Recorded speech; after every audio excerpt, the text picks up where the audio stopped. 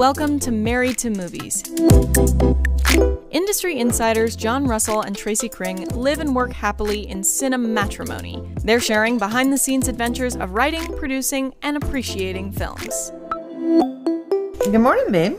Good morning, babe. How you doing? Good. So this will forever be known as the Cobbler podcast. The Cobbler. Because we will probably never have cobbler for breakfast again. Probably not. I haven't even made a cobbler in, 30 years. You had some personal criticisms about your cobbler, and I think that they are ill-founded. I mean, it tastes good. I just don't think it turned out right. What's the problem? Something about it was resistant to the butter. It's one of those where you melt the butter in the pan. Right. And then you pour in the batter. Right. And throw the fruit on top. It's very easy. I think my mom calls it a cup of cobbler because it's like a cup of sugar, a cup of flour. Right. Well, we had some guests yesterday, and then we watched Birdemic. Because we're all glutton for punishment. Birdemic is so bad. It's the worst film I've ever seen. There were things in that film that feel like a person had never actually experienced. Things like, what does a convenience store look like? How do people get out of a car and walk? It's like an approximation of human behavior by the director and obviously by the actors. Well, our friend was looking up facts about it as we were watching, and evidently maybe some of the Craigslist actors did not get paid. And then we found out there were two more, and we watched the trailers for the other two.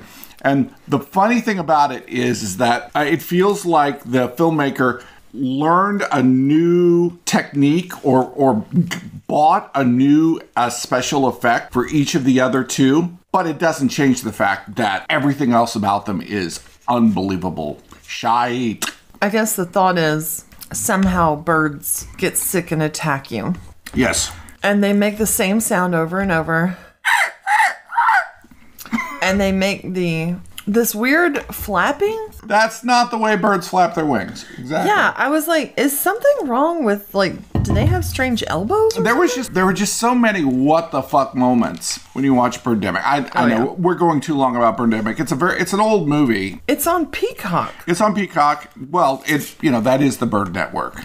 Oh, so there you go. You think that's the tie-in? That explains it. Yeah, one of the sequels was at Fantastic Fest. That does not say much for them. Well, it's just because it became such a cult phenomenon. That's the thing that I've never done. I've never made a movie bad enough to be purposefully bad. Yeah. If I've made a bad movie, it stopped just short of there. Maybe if we're lucky. Well, if it's going to be bad, at least go full bad. Okay, do you remember the movie Knock Knock? Yeah.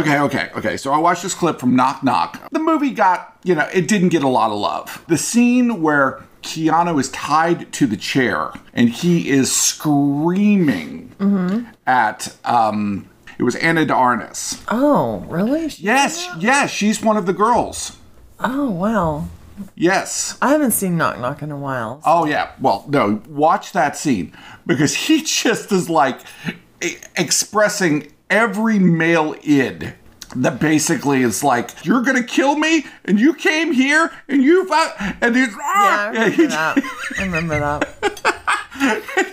It's just like all of the childish rage. Except for Dracula. I don't think anyone... That's the problem, when he's bad. But, come on. And miscast. I don't know why Coppola slept on some of the performances in that film. But yeah, you have freaking Anthony Hopkins. He goes full bore. He went full out. Yeah, he did. And I was just I don't know, Anthony, maybe that's a little too far. But then some people weren't far enough. And some people Gary Oldman is right in the pocket. Damn!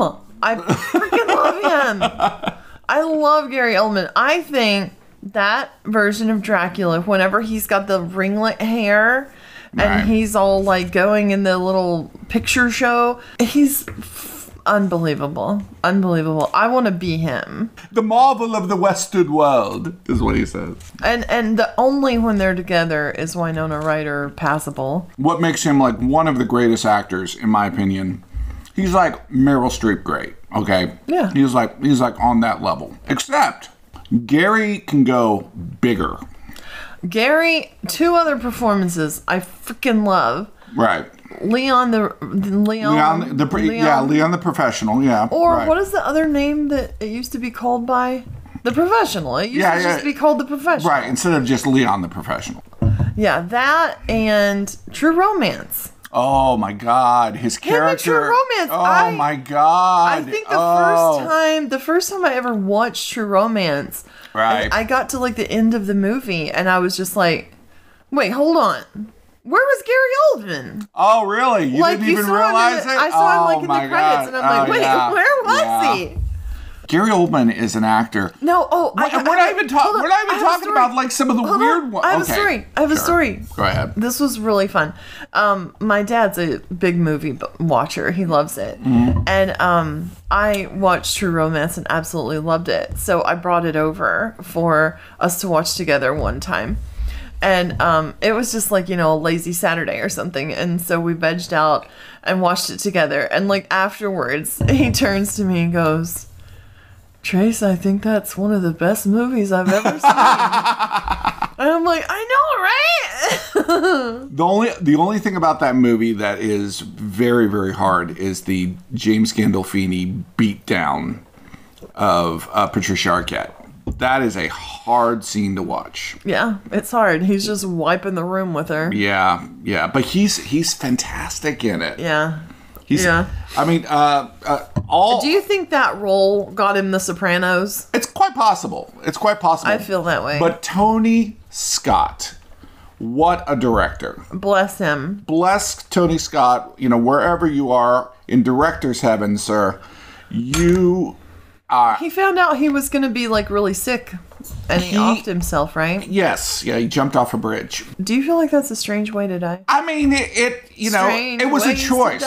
It was a choice. It was a strong choice. But the thing is that Tony Scott has so many incredible, indelible, just masterful scenes. Okay, here's the thing. For the most part, barring a few extraordinary films that Ridley's done, I like Tony better. I kind of agree. You got something like Man on Fire? Oh my God! So good. Which is a remake. Man, Walken in that? Oh. Yeah, Walken. Yeah, when he's like, he's an artist and he's about to paint his masterpiece. He's about to paint his masterpiece. He sticks his finger in his mouth or like he's eating something. Yeah, right. You can be a master. You can be an artist in anything. Hey, that's like the best Christopher Walken I've ever fallen into. That's the thing with Christopher Walken. You have to fall into him. It has to be like a pit. You can't try. You can't try. You can't try to do Christopher Walken. It just has to be like, you're in it, There's another actor, Christopher Walken, but different than a Gary Oldman. Okay. Because Gary Oldman completely transforms himself into something else. Oh God, him in Hannibal when when his face got ripped off, it's like, oh yes, oh I like that, oh. He's so perverse. Yeah. But that movie, oh boy, that movie, that I have a hard time with that movie. That movie is a problem because Julianne Moore basically is trying to do Jodie Foster. It's just not good. I think she was so wrong for the role. I don't know. I don't blame. Julianne Moore is an amazing actress. She's an incredible actress. Yeah. I mean, it's Jodie Foster. She's a starling. Yeah, exactly. Do you think Jodie Foster made a mistake not doing that role? No, because it's not as good a movie. The first one, Silence of the Lambs, is like yes, an icon. It's not as good a movie, but it is a really good movie. I mean, it's a great movie. Okay, it's a good movie. I mean, Tracy and I love Billions. The last 2 seasons, why do we not know his name? Prince? No, the guy who plays Bobby Axelrod. Why do we not know his name? Damian Lewis. I know his name. You What are knew you his talking name. about? We don't Okay, know his name. I know his name. Fine, Damian Lewis. All right. Jesus Christ. Okay. Damien. Jeez. It's all for you, Damien. Exactly. It's for you, Damien. No, I love that actor. Oh, yeah. He's amazing. He's very British. Oh, he used to be in British period dramas. Yes. There's like a whole... Is it the Forsyth Saga? That he's like the lead dude in? I don't know. We loved him in Homeland. Loved him in Homeland. And we watched Homeland all the way through. He goes over to Billions and... But then, I don't know what happened, but the last couple of seasons, he really has not been in it. Well, yeah, he got chased out of the U.S. Right. You know, to avoid by this like prison. really by this Paul Giamatti. kind of. It's kind of like Trump. it's like Trump, but if Trump was much smarter. You know, I don't think it's like Trump at all. Well, it's like Trump in the sense that it's a billionaire who wants to be president. Oh, Prince. Yes. Okay, yeah, I see that. I thought you were talking about Bobby. Oh no. Bobby is blue collar. He is smart. He is funny. Michael Prince, like, basically bought the company from Bobby when he was on the run from the law. What he did was he screwed Bobby to where he had to. He set him up. He set him up so that he had to sell. Do you remember when Billions went on the break during COVID? Yeah.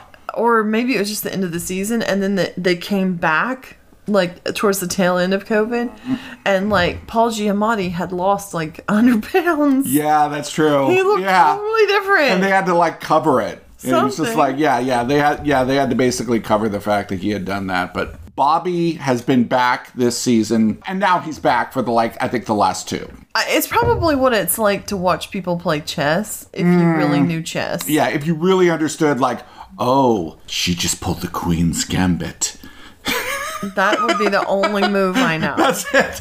That was the Queen's Gambit. And that was the Queen's Gambit. That's the only one I know, so. Yes.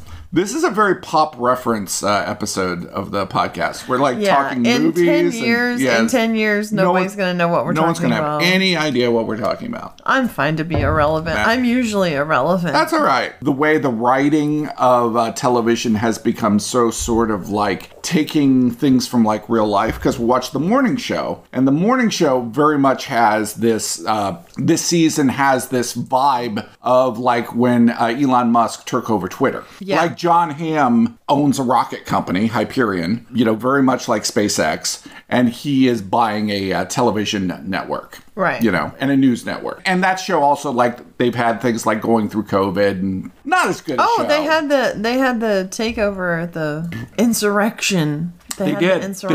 Yes. They had mention of the insurrection. Thank God for the WGA writers. Just writers in general. I have a great love and affinity for really great writing. Mm-hmm. When you get to the end of something and you go, oh, that's what they did. Yeah. The way they brought that up and they brought this up, and then all of a sudden it's like this beautiful layer cake and it's perfect. And well, I think it's really difficult to write scenes like setting up an arc, and you have to be like, well, it's almost like you start with, okay, and then they're arrested, right?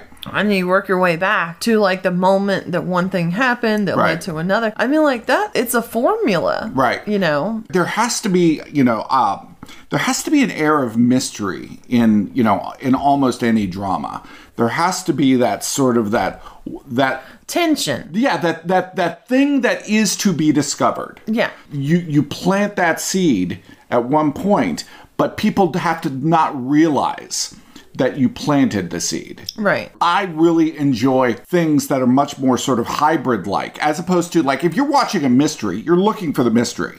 Oh, yeah. Okay? If you're watching a horror, you're looking for the horror. Speaking of horror, we finally saw the Nun II. I know everybody was worried about it, but we did. We finally got to see the Nun II. It was much better than the first one. It was great fun. But it had some good mythology. But this is the problem I have with it. Okay. It really had no plot. I really couldn't tell you. But it had more monsters. Yeah, but see, I didn't understand. So the nun, of course, right? She's like looking, the demon. Okay. Spoiler alert. Just stop now if you actually. Well, that's not a spoiler alert. No, Everybody knows the nun is a demon. No. I'm going to say the thing. Oh, you're going to say the thing. Okay. It was just like The Legend of Sleepy Hollow. That was the plot. The whole time she's looking for the Catholic people have her eyeballs. No, they weren't her eyeballs. That was not. No. They were the saint's eyeballs. There was this like famous saint. Oh, that wasn't her. No, that was like Saint Lucia or something, and they were looking for Saint Lucia's eyeballs. Nun. But if somebody pulled her eyeballs out. Right. But if somebody got Saint Lucia's eyeballs, they would have like all of this power. Right. So the nun has decided. That's kind of crazy. Because it's really dumb.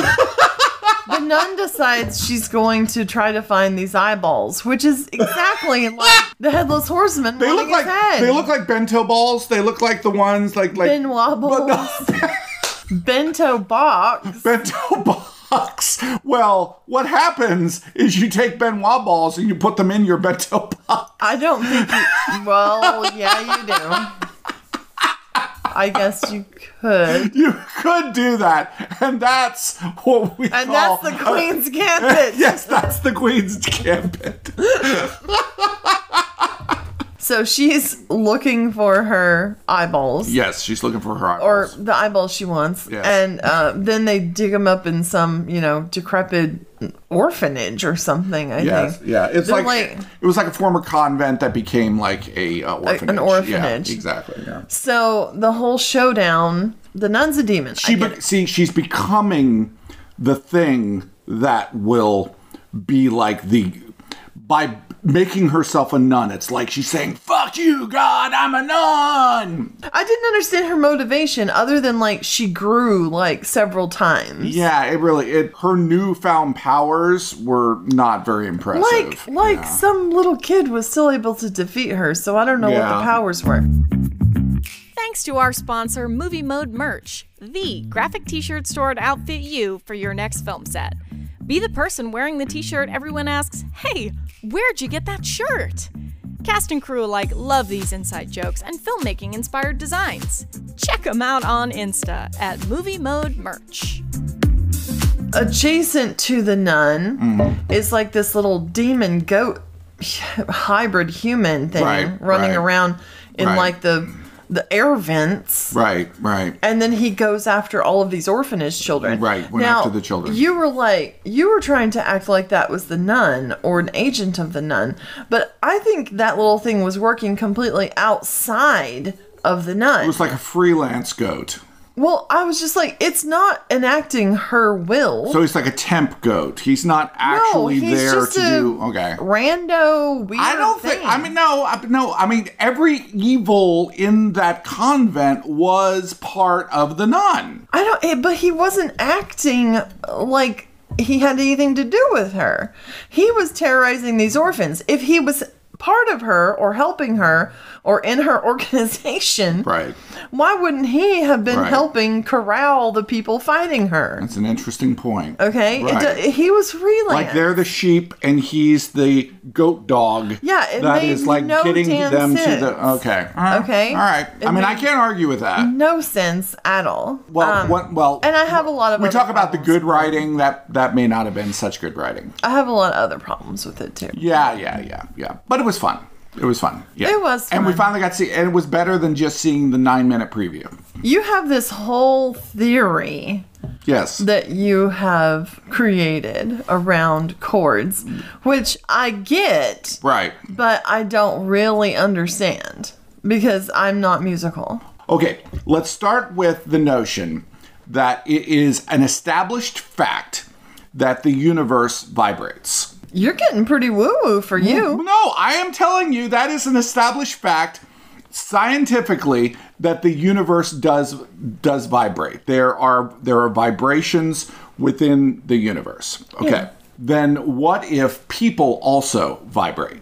Well, of course they do. Well, fine. There are just people that you connect to. There are people that you immediately feel like, oh, that is simpatico. This is like my new best friend. I just didn't know that I had. And then there are people that you really do not get along with. In music, there's something called a complementary note. The way that they work are it's the third, the fifth, and the seventh. So you take G, for example, okay? You're a G note. Your complementary notes... Every good boy deserves fudge. You forgot the actor. Every actor does good by, and then there's an E there somewhere. Something like that. Oh, no, I left A out? Yeah, EADGBE. Don't worry about it. Did I get taught wrong? Your complementaries are B, okay, and D. Okay. Because when you make a G chord on a guitar, the notes that are played are G, B, D, B, and G. Huh? People become the complementary note in your life. You have somebody who is you're a G, and you meet somebody and they're a D. I think you and we're so complementary to each other that maybe I'm a D or I'm a B. Could you be the two other G's? Sure, of course you could. So what you're trying to do in your life is you're trying to make chords. You're trying to find the people who complement you and that you complement. Now, there are some things that are different kinds of chords. There are minor chords, okay?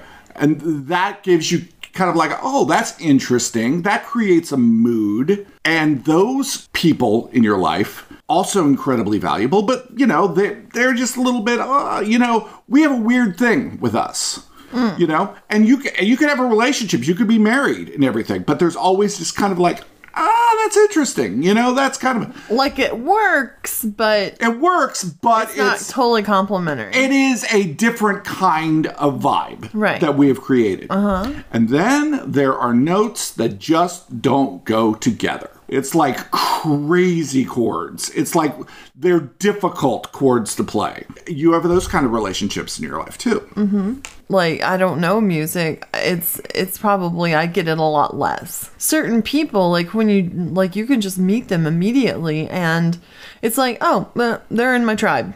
Right. Some people... And they may just be the same note as you. They may be the exact same note. Well, and maybe sometimes that keeps you from really getting expanded because it's not a lot of stretching. You're too similar. Maybe that jazz chord gets you to a place that you would not have gotten to otherwise. There are things that are known as bridge chords, which are like a very strange, like augmented ninths and really interesting chords that you play that chord so that you can reach another, probably more common chord. I've heard those. Yes, jazz does use those a lot. When I'm directing or I'm making a movie or that type of thing, I'm thinking of it as a composition. A lot of what I talk about in my acting classes is, sort of like the composing of a performance. Now, here's what's interesting. Can we tune ourselves? Can we... Is there a tuner to where we can change our personal note and our vibration? A G could become sharp or flat, right? Absolutely. Which is out of tune. Is that depression? I don't know. Okay. I'm just saying, like, if you were off, if you were sharp or flat. That's interesting. We use that terminology. I feel off today. And how do we change our frequencies? Realizing you're off. All right. Something's off. I would ignore it. I would be like, well, that's my problem, or I didn't get enough sleep, or whatever. I need to drink more water, is usually. That's the answer to everything. Just drink more water. I've been taught this from movies. If you pay attention to movies. Exactly. Anytime anyone is ever upset about anything at all, they're offered water. So it's just... It is the be-all, catch-all, end-all of... They need water. Whatever you just have. Pay attention to it, people. It's true. Get her some water. Get her some water. She's about to have a baby. Where's the hot water? I'll say, yeah, I'm just dehydrated or whatever. That's my bad mood. It's not. It's from you've been triggered. I think the world triggers you on purpose so that you can finally remove the bullet in that gun. So life plucks your strings so that you can hear it. Yeah, maybe it does. And it's like, nah. I had a situation like that, and I thought I was like addressing like, oh, it's making me feel this way or that way. But then I just like kind of kept elaborating and letting myself go deeper and deeper into the feelings. This feeling from childhood came up all of a sudden. Oh, wow. And I was just like, what? Whoa. Why is that mixed into this? I watched this Instagram channel where this guy, he takes this like really incredibly powerful magnet and he throws it. Oh, like into lakes and stuff? Yes.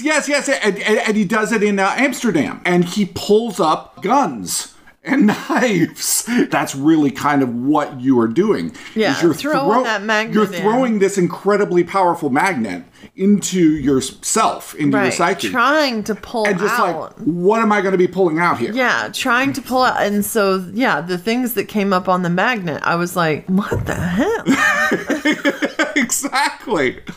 Like, why is that there? Right. And then, like, but now being aware of it, I can resolve that now. Like, when I'm feeling this way, I understand where the root of that is. Right. And I can just say, okay, I own that. I know I have a weakness there. And it's not that I can necessarily maybe even change that. That's not the point. Right. It's more like I'm just aware.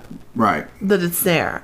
And next time when somebody triggers that, I'll say, no, Tracy, this is a weak spot for you. Right. And you might start feeling this way, but that's not what's happening. That's not what they're saying. Right. This doesn't have to trigger feelings of inadequacy or whatever, you know, that you hold against yourself. You told me something yesterday that was very interesting, and it's something I think that I'm going to take with me, because I was disappointed by a email that I had received. You know, somebody, I was hoping that they were going to be working with me, and they gave the reason why they weren't. Well, I mean, it's on Sky Valley. You were sending out to find, you know, producing partners. Right. That was not where their priority was. Right. Their priority was working on the things they're working on. So I was feeling disappointed.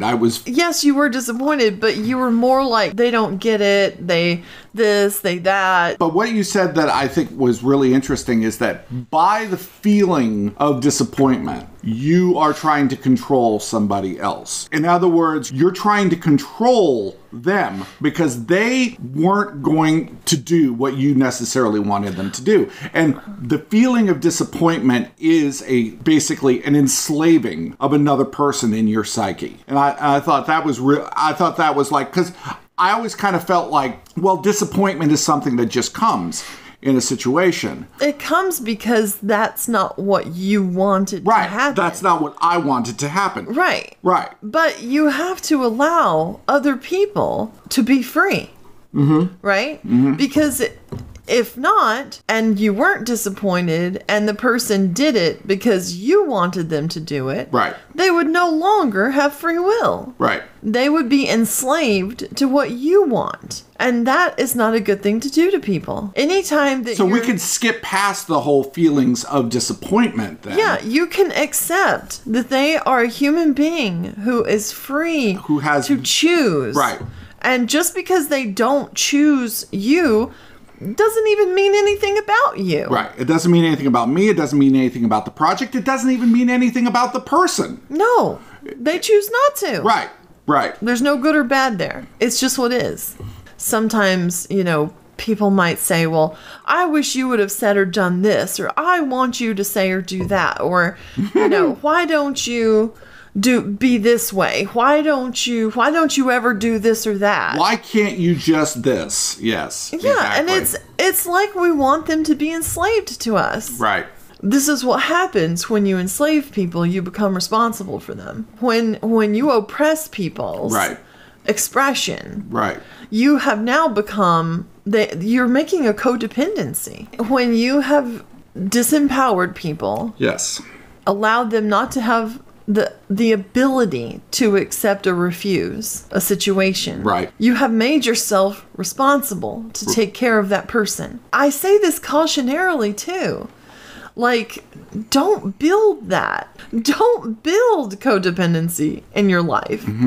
Don't let people be free. Let people be free to choose to work with you, not to work with you, to do whatever. Let them be free to make those decisions on their own, because you do not want to build more responsibility. People everywhere just got to be free. Ask them to be on the same page with you. Ask of them, you know, and see if they agree. And if they don't, find people who will agree of their own free will, who say, oh yeah, I'd like to do that, because that's the person you want to work with anyway. We were on a call and have been on several calls with people who, you know, you run across in the film business, and they want to raise money for you, and they want to front end, and they want to back end, and they want all these ends. We were just like, hey, look, this is what we want. We laid it out. Right. We didn't want to listen to a lot of pitching. We're like, look, this is what we want. And the person who says yes to this, who aligns with this, is going to be the right person. Right. Because we're asking for something very specific, and we're asking for something only somebody who we would align with would say yes to. Right. You know? Right. They're just as crazy as us. Right. To do this. And immediately he was like, no. Right. And I don't hold that against him at all. Not at all. No. I don't think you should. He just said, that's not the way we do it. That's not the way we do it. Awesome. Okay, great. Great. I think you're cool. Yeah. But that's fine. But that's the we way. got nothing here. But that's the way I need it done. Yeah. You know? This is what I want. You're not going to do it. All right, cool. Right. We're cool. Move on. Yes. How many wounds are just self-inflicted? Oh, all of them. Yeah, exactly. Really? I mean, yeah, there aren't people out there, you even know, when that are just like, no, I mean, you know? even when people are really mean to you, even Sure. when they are really mean, Right. you're letting them dictate that it hurts you. Right. And that's all they want to do is hurt, because they hurt. Right. You know, and so they got sick of inflicting the wounds on themselves. Yeah, so they start hurting other people. They get their Freddy Krueger knife hands out and they go, yeah. And I'm already codependent on you. Well, baby, let's be codependent together. I don't think we're codependent. We're cooperative. Well, you know. No, we're very cooperative. We're complementary. It is lovely, though, whenever I find out that people are listening to the show.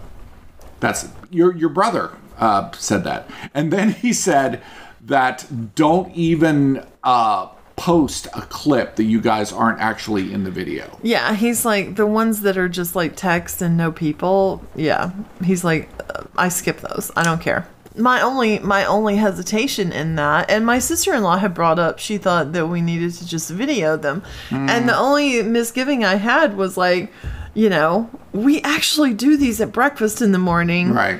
I'm not going to become presentable just to do the podcast. You are so presentable. No, I'm just gonna You're so beyond wake presentable up and sit down at the table and do the podcast. I'm not going to do anything. Yeah. That I wouldn't normally do. So like my hair will be crazy or whatever. Your hair is awesome. This has been crazy. We went through. I don't even know if we talked about movies. We did. We talked all kinds of movies. Like but we didn't talk before. about movie making necessarily Well, until the very end. we did. Oh, I think it was great.